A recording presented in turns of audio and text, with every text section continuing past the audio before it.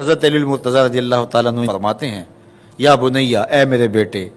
ایاک والمصادقہ الاحمق، بے وقوف شخص کی دوستی سے ہمیشہ بچنا، فإنہ یرید ان ینفعک فیضرک، وہ دل سے چاہے کہ تمہیں نفع پہنچائے لیکن اپنی جہالت کی وجہ سے، اپنی بے وقوفی کی وجہ سے تمہیں نفع نہیں پہنچا سکے گا، تمہیں نقصان پہنچا دے گا۔ کہا جاتا ہے کہ بے وقوف دوست سے دانا دشمن اچھا ہے، تو وہ اسی قول کا مفہوم ہے۔